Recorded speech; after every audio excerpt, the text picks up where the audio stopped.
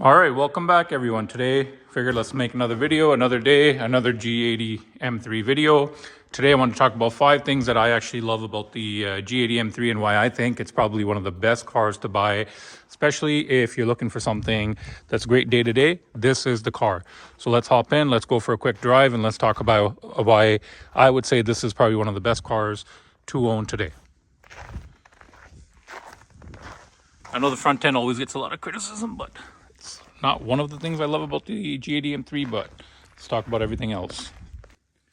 I know it doesn't help that the car is covered in ice and snow, but number one, I love about the G80 M3 is the amount of carbon options that you're able to get on the car.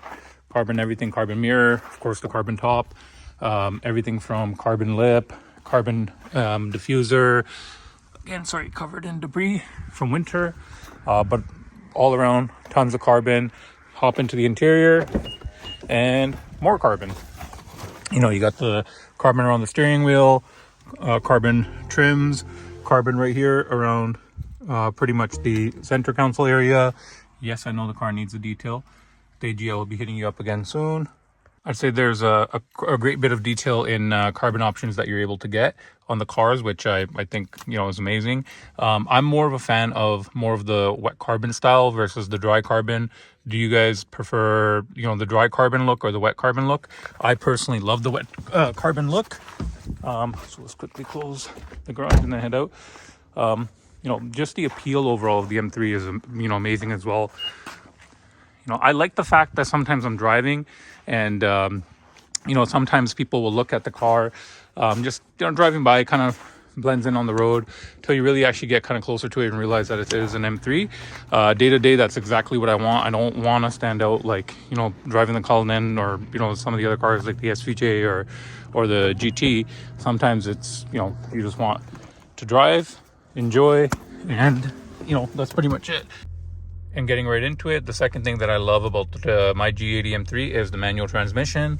And I know that a lot of people do like the DCT transmission, you know, maybe possibly better than the 6-speed transmission for the M3. Or generally, I really think that if I didn't buy the M3 in manual, maybe I wouldn't be enjoying it as much as I do today. And they're both great cars. Like the DCT ones are amazing too, but this one comes as a rear wheel drive. The all-wheel drive ones are the DCT version ones. Those, you know, those are great as well. But the fun that I've been having with this car, especially with in winter, great, you know, safely, great bit of fun.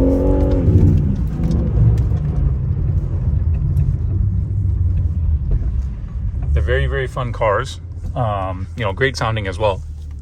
But this manual transmission is something that I've really grown to love on this car. And I'm almost about, you know, it disappeared now, but 38,000 kilometers of driving into this, and you know, really love this thing. So that's number 2. The manual transmission, 6-speed manual transmission. You know, the first thing, of course, that we talked about was all the carbon options. The third thing that I really love about these cars is the reliability. So I was not really a BMW guy. I actually, the only other BMW that I ever had was a 535i, an 08 back in the day, and that did not have the best experience with whatsoever. So when I actually bought that car, it was in 2000, maybe 11. It was the only BMW I've ever owned and the first BMW that I ever bought. It was a 08 535i. It was a rear wheel drive as well. Not really too worried about how the traction was on the car because I never really put winters on it.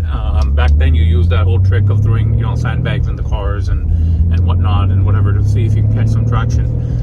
What I learned with this M3 now is that really all it needed was a good set of winters for it to actually just kind of glide through the snow, and it's been amazing. I didn't have to put no sandbags in the trunk or whatnot, and because I do live, of course, in an area where it does snow a lot, that was a great, you know, great reason why I actually loved being able to buy the one with the manual transmission and actually enjoy it in the winter versus the all-wheel drive, because I always thought I needed the all-wheel drive version, but turns out I didn't, and you know, it's become that much more enjoyable. I was a little bit more kind of stressed coming into winter, thinking I'd have to kind of park it away, because last winter I did try driving the car with no winters and it was a big fail. But it's not a day and night, it's a earth to moon difference between having actually a good set of winters on the car versus not having winters at all. So win-win there. Second, factor of why I think that this manual transmission is a solid car, just to have, merely for the reason that you are actually able to enjoy the car all year round, and not being limited to being kind of stuck parking it away, because the rear wheel drive, the manual only comes with rear wheel drive. You don't have the option of having an all wheel drive version for the M3s, so you take either or split.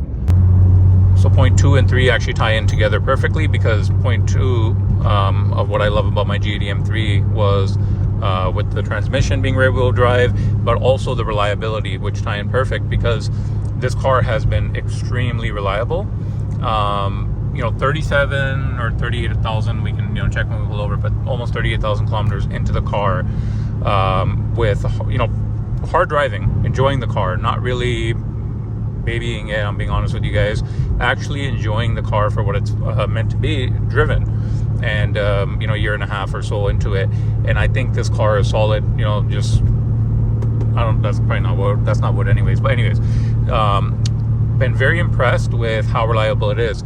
I went through a nightmare with pretty much the what was it, sorry, the older engines like the M5, and that was a nightmare. That was probably one of the reasons why I said I would never buy a BMW again. And I was honestly surprised with how well, this car actually is built. Like, kudos to you, BMW. They kind of have turned things around in the last decade, and it's been. I've been super impressed with how this car overall has been kind of performing. Reliability-wise, maintenance, other than oil changes, didn't ask for anything whatsoever.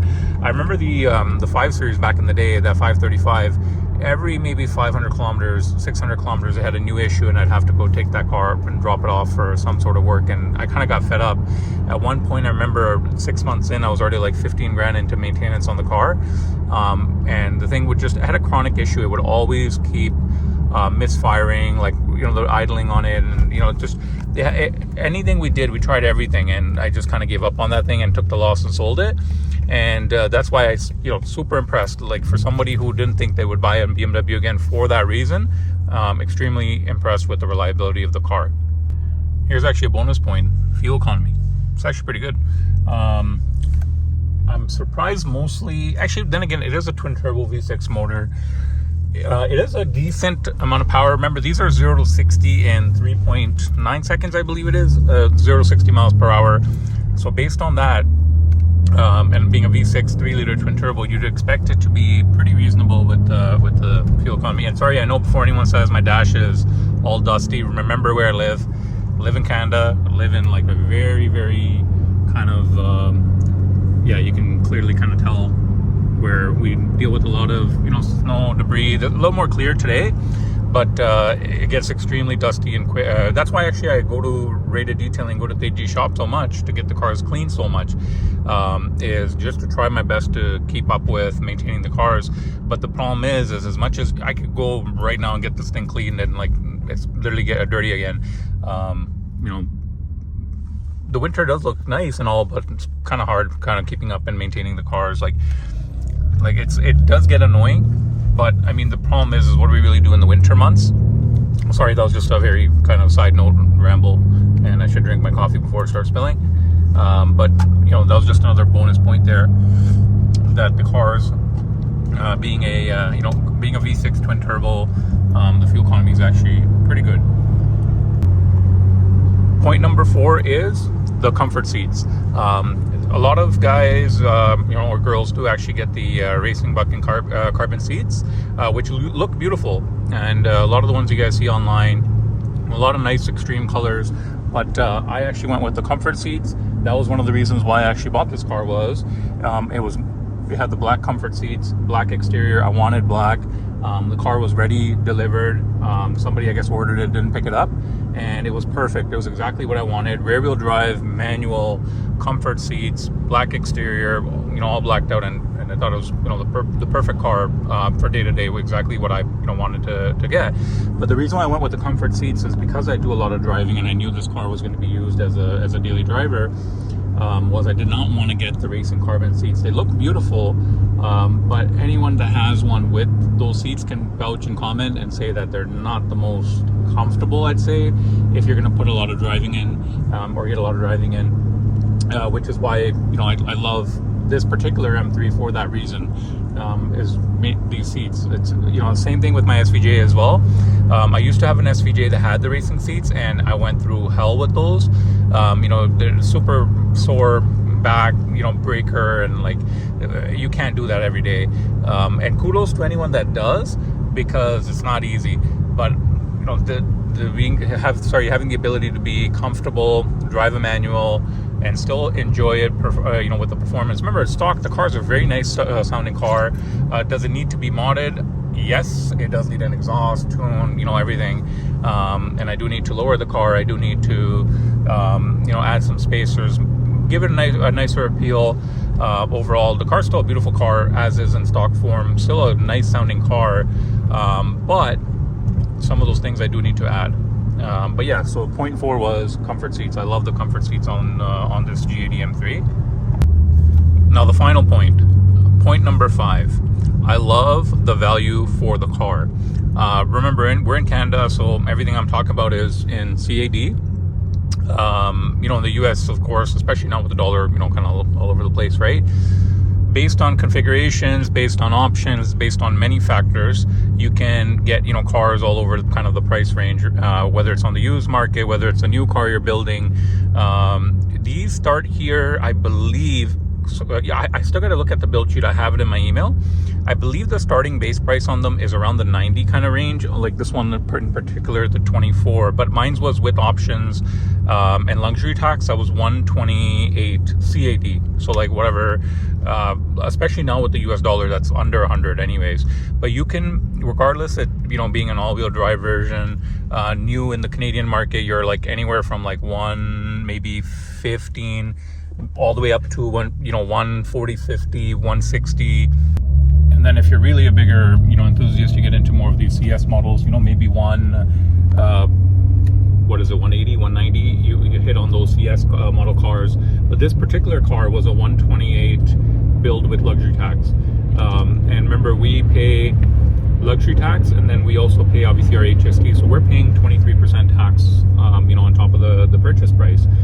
I think the car is a great value. On the used market, you can pick up now maybe this is when I bought this car in October of 2023 is what I paid for this.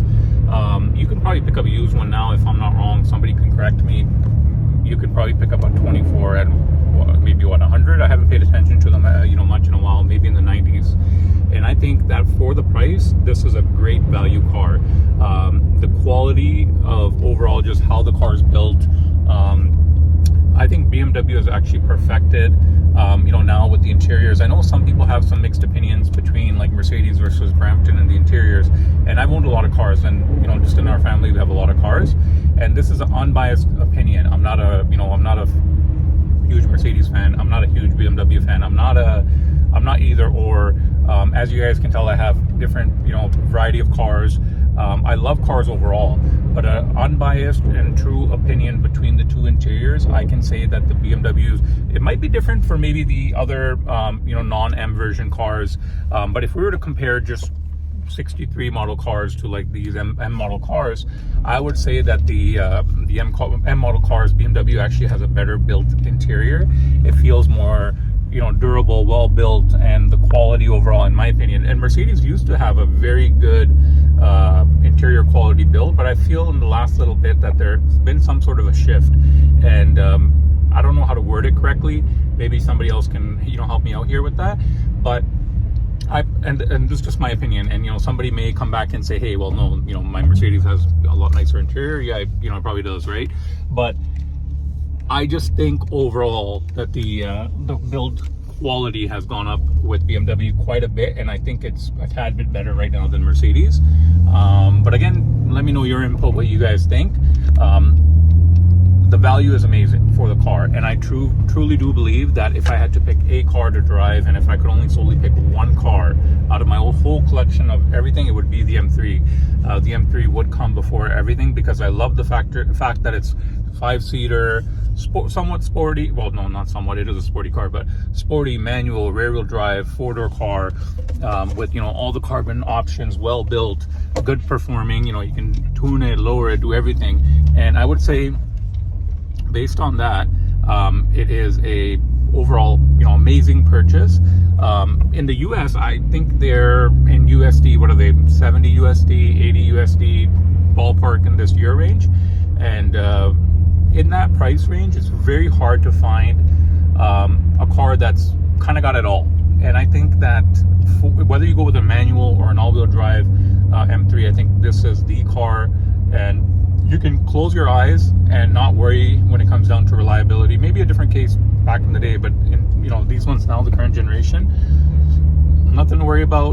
Best Buy starting point for like a non-supercar, like I talked about in the other, one of my previous videos, that the R8 is the best starter exotic supercar, right?